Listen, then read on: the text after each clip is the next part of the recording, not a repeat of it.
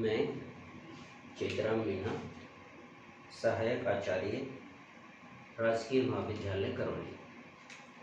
Online classes में आप सभी का स्वागत है। कल हमने बात करी थी गैमेटोजेनेसिस, और गैमेटोजेनेसिस में हम पढ़ रहे थे शुक्र जनन। शुक्र जनन सामान्य सी बात है, नर जंतुओं में वृषण के अंदर शुक्राणुओं का निर्माण होना शुक्र जनन कहलाता है, जो एक निरंतर चलने वाली प्रक्रिया है। इन शुक्राणुओं का जो निर्माण है वो निरंतर रूप से होता रहता है। शुक्र जनन दो भागों में हमने विभाजित किया था, स्पर्मेटोसाइटोसिस और स्पर्मियोजेनेसिस। स्पर्मेटोसाइटोसिस में हमने बात करी थी कि प्राथमिक जनन कोशिका से स्पर्मेटिड का निर्माण होना स्पर्मियोजेनेसिस कहलाता, स्पर्मेटोसाइटोसिस कहलाता है, जिसकी बात हम कल कर चुके थे। दूसरा है स्पर्मियोजेनेसिस, इसमें होता है स्पर्मेटिड से शुक्राणु या स्पर्म का निर्माण होना। स्पर्मेटिड गोलाकार व गतिशील संरचना है, जो मुख्य रूप से तर्कुकार व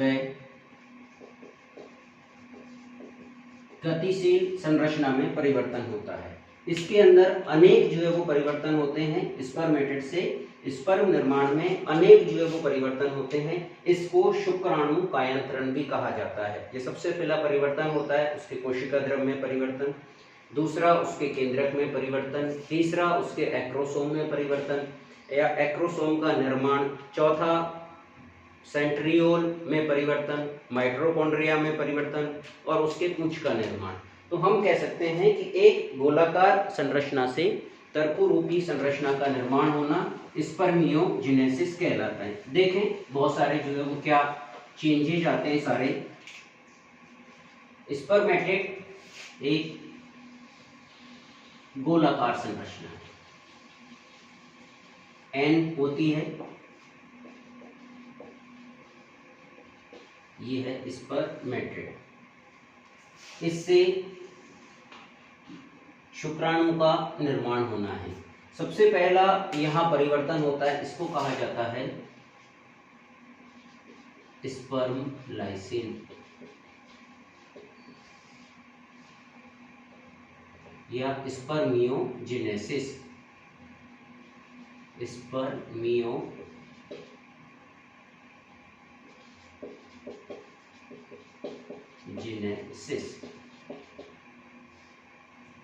ये कोशिका द्रव भरा हुआ है। सबसे पहला परिवर्तन होता है कोशिका द्रव में परिवर्तन। कोशिका द्रव में परिवर्तन में क्या किया जाता है, जो इस स्पर्मेटिड के अंदर कोशिका द्रव और कोशिका द्रव के अंदर जो सारा जल भरा हुआ है, पानी भरा हुआ है, उसे बाहर उत्सर्जित कर दिया जाता है, उसे बाहर त्याग दिया जाता है। बाहर इसलिए त्यागा जाता है जिससे शुक्राणु का जो भार है वो कम से कम रखा जा सके। शुक्राणु का भार कम से कम क्यों रखा जाता है, क्योंकि शुक्राणु को निषेचन के लिए एक जगह से दूसरी जगह पर गति करनी है, और गति उसकी तभी होगी जब उसका वजन कम होगा। दूसरा परिवर्तन है जो कि महत्वपूर्ण परिवर्तन होता है, केंद्रक में परिवर्तन। यहां केंद्रक में परिवर्तन, स्पर्मेटिड के अंदर जो केंद्रक पाया जाता है वो गोलाकार केंद्रक है, और स्पर्म निर्माण में अलग अलग जंतुओं में अलग अलग प्रकार का होता है। मुख्य रूप से अधिकांश जो शुक्राणु हैं उनमें केंद्रक को दीर्घाकार बनाया जाता है। मनुष्य और सांड में ये ओवल आकार का, अंडे जैसे आकार का, अंडाणु आकार का निर्माण हो जाता है, और केंद्रक के अंदर से केवल गुणसूत्र रखा जाता है, जल निकाल दिया जाता है, आरएनए निकाल दिया जाता है, उसके अंदर जो प्रोटीन विद्यमान है उस प्रोटीन को निकाल दिया जाता है। केंद्रक के अंदर केंद्रक द्रव भरा हुआ है, उसे जो है वो बाहर निकाल दिया जाता है। ये निकालने के पीछे उद्देश्य ये है कि शुक्राणु का जो भार है उसे कम से कम रखा जा सके। तो केंद्रक यहाँ हम कह दें इस तरह से दीर्घाकार बन जाता है और इसमें केवल और केवल डीएनए पाया जाएगा, गुणसूत्र पाए जाएंगे, केंद्रक में से जल निकाल दिया जाएगा, हिस्टोन प्रोटीन निकाल दिया जाएगा, आरएनए निकाल दिए जाएंगे और केवल निषेचन से संबंधित एन ही पाया जाएगा। जो केंद्रक है वो एन ही होगा, स्पर्मेटेड में एन होता है तो यहाँ भी एन ही पाया जाता है। तो सबसे पहले इस केंद्रक के आकार में परिवर्तन हो जाता है, इससे हम कह रहे हैं केंद्रक। तीसरा फिर परिवर्तन स्टार्ट होता है इसमें एक्रोसोम का निर्माण। एक्रोसोम के निर्माण के लिए गोल्जी बॉडी जिम्मेदार होती है। गोल्जी काय की जो सिस्टर्नी नामक संरचना पाई जाती है और सिस्टर्नी से एक्रोसोम का निर्माण होता है। सबसे पहले सिस्टर्नियां एक साथ जो है वो एकत्रित हो जाती है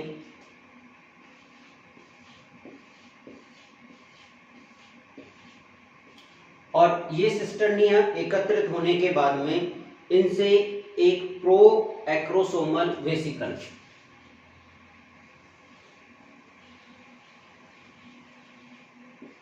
ये सिस्टर्नी है, इससे ये प्रो एक्रोसोमल वेसिलस का निर्माण होगा जो आगे चल के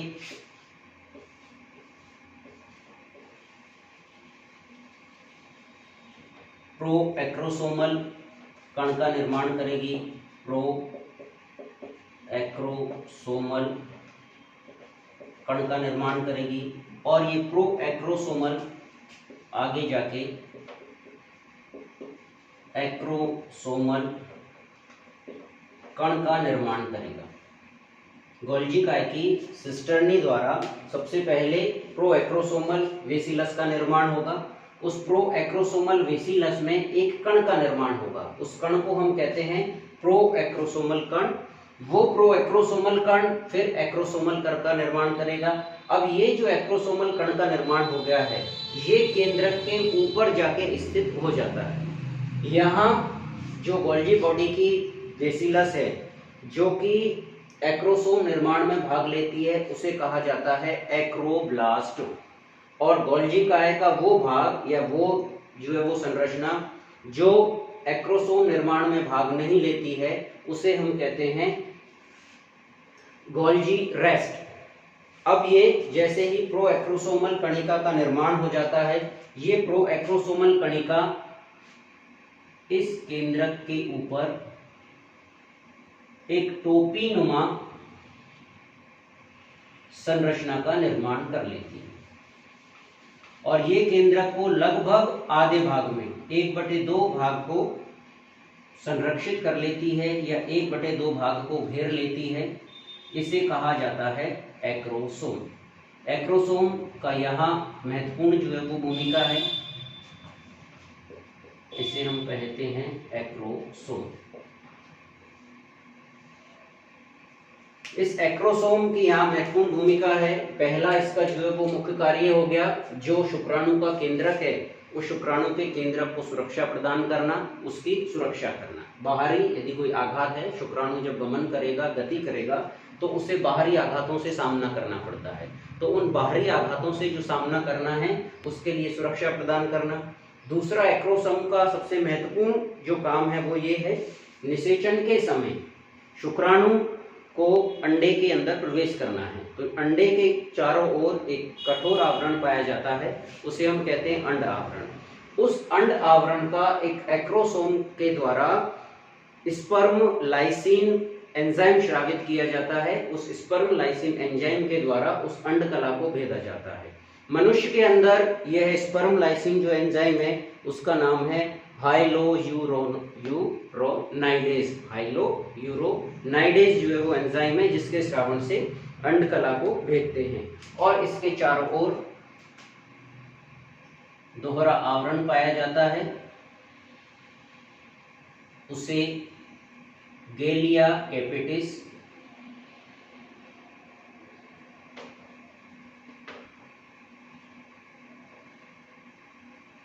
इस आवरण को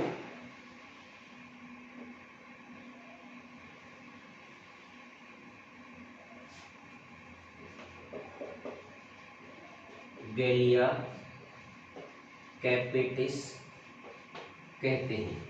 आसान सी बात हो गई। एक्रोसोम के निर्माण में गोल्जी काय द्वारा निर्माण होना है। गोल्जी काय की वेसिकल्स जो बना रही है वो प्रो एक्रोसोमल वेसिकल का निर्माण होगा, उससे प्रो एक्रोसोमल कण का निर्माण होगा। वो प्रो एक्रोसोमल कण केंद्रक के ऊपर जाके स्थित होगा और लगभग 1/2 भाग को, केंद्रक के 1/2 भाग को जो है वो संरक्षित कर लेगा, उसे हम एक्रोसोम कह रहे हैं। जो एक्रोसोम निर्माण में भाग लेंगे उन्हें हम एक्रोब्लास्ट कहते हैं। जो गोल्जी का एक्रोसोम निर्माण में भाग नहीं लेता है उसे गोल्जी रेस्ट कहते हैं। और एक्रोसोम के ऊपर दोहरा आवरण पाया जाता है जिसे गैलिया कैपिटिस कहा जाता है।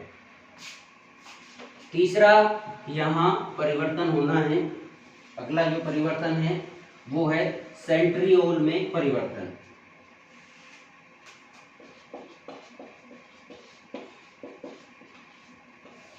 सेंट्रियोल में परिवर्तन, यहाँ स्पर्मेटिड से स्पर्म निर्माण होने में स्पर्म के अंदर 2 तारककाय पाए जाते हैं, समीपस्थ तारककाय और दूरस्थ तारककाय। इसके जस्ट नीचे, केंद्रक के जस्ट नीचे समीपस्थ तारककाय पाया जाता है। ये है समीपस्थ तारककाय या सेंट्रियोल। और इसके ठीक नीचे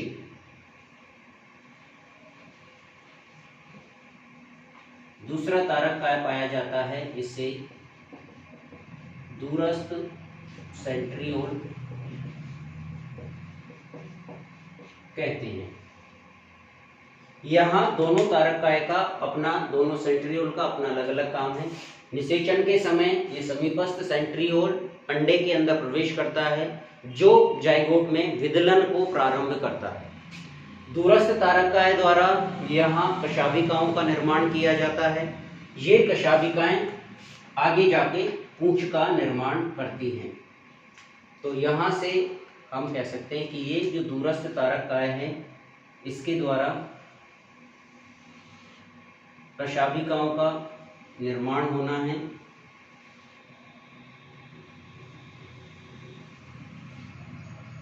ये कशाभिकाओं का निर्माण कर देती है। तो तारक सेंट्रियोल का अपना काम हो गया। समीपस्थ सेंट्रियोल निषेचन के समय अंडे में प्रवेश करेगा, विदलन को प्रारंभ करेगा। दूरस्थ सेंट्रियोल जो समीपस्थ के ठीक नीचे स्थित होता है उसे का कार्य है कशाभिकाओं का निर्माण करना। कशाभिकाओं का निर्माण होने के बाद में ये पूंछ का निर्माण करेंगी और यहाँ इन कशाभिकाओं को कहा जाता है एक्सोनीमा। अगला परिवर्तन होता है माइटोकॉन्ड्रिया में परिवर्तन।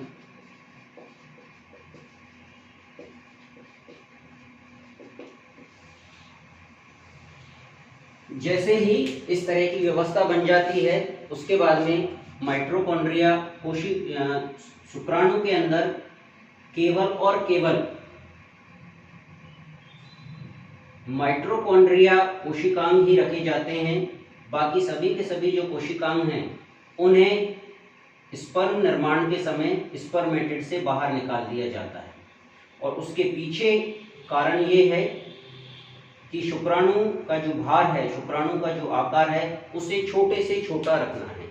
उसे छोटे से छोटा रखने के लिए ये जरूरी है कि उसके अंदर अधिकांश जो कोशिकांग हैं उन्हें बाहर निकाल दिया जाता है। और यहाँ माइटोकॉन्ड्रिया एक वलय के रूप में, ये जो कशाभिका है इन कशाभिका के दोनों ओर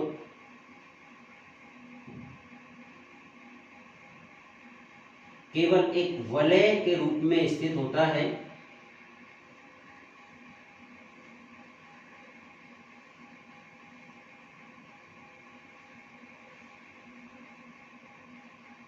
इस तरह से एक वलय, एक रिंग के रूप में कशाभिका के चारों ओर एक रिंग के रूप में निर्माण करता है जिसे निवेन कर्ण आच्छल, ये हो गया माइटोकॉन्ड्रिया,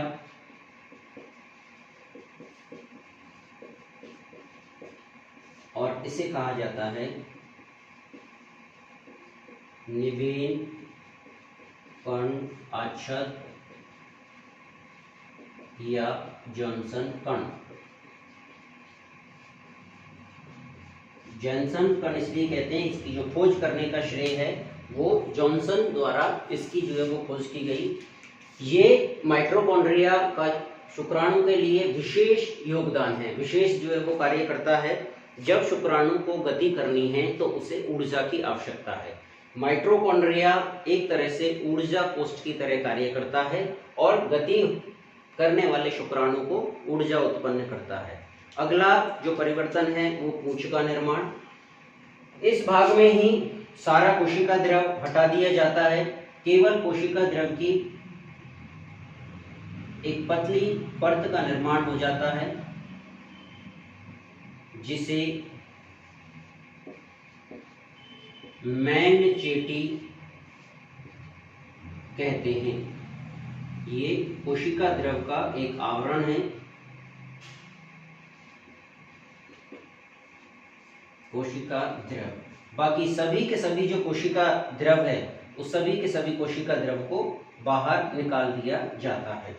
और लास्ट इसका जो भाग है जिसे हम कह रहे हैं, जो शुक्राणु का सबसे लंबा भाग है, उसको कहा जाता है पूंछ। पूंछ के अंदर कशाभिकाएं पाई जाती है। इन कशाभिकाओं की जो संरचना है वो 9+2 मतलब 9 केंद्रीय तंतु और 2 परिधीय तंतु पाए जाते हैं। इस तरह से हम कह सकते हैं एक गोलाकार स्पर्मेटिड से अलग अलग जंतुओं में अलग अलग लेकिन मुख्य रूप से तरकू आकार का शुक्राणु का जो है वो निर्माण होना, उसे हम स्पर्मियोजेनेसिस कहते हैं। और इस तरह से शुक्राणु का निर्माण संपन्न हो जाता है, शुक्र जनन की क्रिया संपन्न हो जाती है। अगला टॉपिक इसी में ही जो है वो हम देखते हैं, शुक्राणु की संरचना।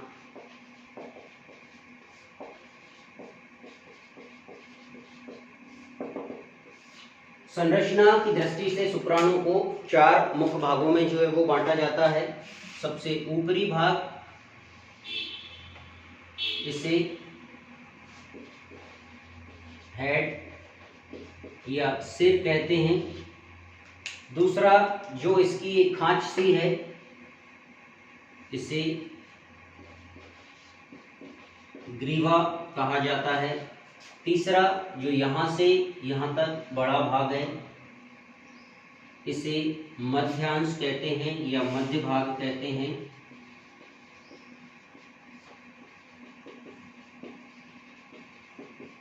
और नंबर 4 जो इसका सबसे बड़ा भाग है, उसे पूंछ कहा जाता है। तो शुक्राणु की संरचना में 4 जो मुख्य भाग है। सबसे महत्वपूर्ण इसका जो भाग है वो सिर और ग्रीवा है, उसके बाद इसका मध्य भाग है और लास्ट में पूंछ भाग है। सबसे पहले इसका हेड या शीर्ष भाग। हेड और शीर्ष भाग में केवल 2 संरचनाएं पाई जाती है मुख्य रूप से, केंद्रक और एक्रोसोम। केंद्रक मनुष्य में ओवल शेप का अंडाकार बनता है, जबकि और जंतुओं में ये दीर्घाकार होता है। केंद्रक के अंदर केवल और केवल जो है वो डीएनए और गुणसूत्र पाए जाते हैं। बाकी सभी जो पदार्थ है उसके अंदर स्टोन प्रोटीन है, उसके अंदर आरएनए है, केंद्रक द्रव है, उस सभी को बाहर त्याग दिया जाता है। इस केंद्रक के ठीक ऊपर एक टोपीनुमा संरचना पाई जाती है। इस टोपीनुमा संरचना को हम कहते हैं एक्रोसोम। टोपीनुमा संरचना है, इस टोपीनुमा संरचना को कहा जाता है एक्रोसोम। इस एक्रोसोम का कार्य क्या है? शुक्राणु के केंद्रक की सुरक्षा करना और गति करते समय केंद्रक की जो है वो सुरक्षा करते हैं। और दूसरा इसका जो महत्वपूर्ण कार्य है वो निषेचन के समय शुक्राणु को अंडाणु में प्रवेश करने के लिए अंडकला को भेदने का कार्य करता है। उसके लिए एक्रोसोम के द्वारा स्पर्म लाइसिन नामक एंजाइम का श्रावण किया जाता है। एक्रोसोम का निर्माण गोल्जी काय के द्वारा होता है। मनुष्य में यह स्पर्म लाइसिन जो एंजाइम है वो है हाइलोयूरोनाइडेज नामक एंजाइम श्रावण किया जाता है। दूसरा इसका भाग है ग्रीवा। एक जो खांच सी दिखाई दे रही है, इस खांच सी को जो है वो हम कहते हैं यहाँ से यहाँ, ये है ग्रीवा। ग्रीवा में केवल 2 सेंट्रियोल पाए जाते हैं, समीपस्थ सेंट्रियोल और दूरस्थ सेंट्रियोल। समीपस्थ सेंट्रियोल निषेचन के समय अंडाणु में प्रवेश करता है और इसका मुख्य कार्य है कि जैसे ही जाइगोट का निर्माण हो जाना है, शुक्राणु और अंडाणु से मिलकर जब निषेचन हो जाना है तो जाइगोट का निर्माण हो जाएगा। उस जाइगोट के अंदर इस समीपस्थ सेंट्रियोल द्वारा विदलन प्रारंभ किया जाता है। दूसरा दूरस्थ तारकाय है जो समीपस्थ तारकाय के ठीक नीचे स्थित होता है और इसके द्वारा कशाभिकाओं का निर्माण किया जाता है। ये कशाभिकाएं आगे जाके पूंछ का निर्माण करती है। तीसरा शुक्राणु का भाग है जिसे हम मध्य भाग कह रहे हैं, ये बड़ा भाग है। इस मध्य भाग में को ऊर्जा कोष्ठ भी कहा जाता है या इसे इंजन भी कहते हैं या ऊर्जा संकोष्ठ कहा जाता है। वो इसलिए कहा जाता है, इस मध्य भाग में माइटोकॉन्ड्रिया एक वलय के रूप में पाया जाता है। इस कशाभिका के चारों ओर एक रिंग के रूप में या एक वलय के रूप में एक रिबन के आकार की जो है वो एक लेयर बनाता है। उन माइटोकॉन्ड्रियाओं को हम यहाँ कहते हैं निबेन कण, आच्छद या जॉनसन कण। जॉनसन कण इसलिए कह रहे हैं क्योंकि इसकी जो खोज है वो जॉनसन नामक वैज्ञानिक ने की गई और इस माइटोकॉन्ड्रिया की उपस्थिति की वजह से ही माइटोकॉन्ड्रिया द्वारा ऊर्जा का निर्माण किया जाता है और शुक्राणु को गति होते समय, गमन करते समय, उसको जब अंडाणु के पास पहुंचना है तो गमन करना है, उस समय ऊर्जा का उत्पादन करता है। मध्य भाग में ही केवल और केवल एक पतली परत के रूप में कोशिका द्रव पाया जाता है, बाकी सारा कोशिका द्रव बाहर उत्सर्जित कर दिया जाता है। ये जो कोशिका द्रव पाया जा रहा है बाहर केवल एक परत के रूप में है, उसे मैनचेटी कहा जाता है। चौथा इसका जो सबसे लंबा भाग है और महत्वपूर्ण भाग है जिसे हम कहते हैं पूंछ। पूंछ का कार्य है शुक्राणु जब निषेचन के लिए जल में या फैलोपियन ट्यूब में जाना है तो उस समय इसको गति प्रदान करना है या गमन करना है। तो यहाँ इस पूंछ भाग में पाए जाने वाली कशाभिकाएं, कशाभिकाओं की सहायता से ये गति करता है, इसलिए उसे कशाभिकी गति कहते हैं। कशाभिकाओं की जो संरचना है वो 9+2 पाई जाती है। 9 केंद्रीय तंतु और 2 पर्दीय तंतु, मतलब इस कशाभिका के अंदर 9 पर्दीय तंतु और 2 केंद्रीय तंतु पाए जाते हैं। तो ये सामान्य सा जो है वो हमारे शुक्राणु की संरचना है। धन्यवाद।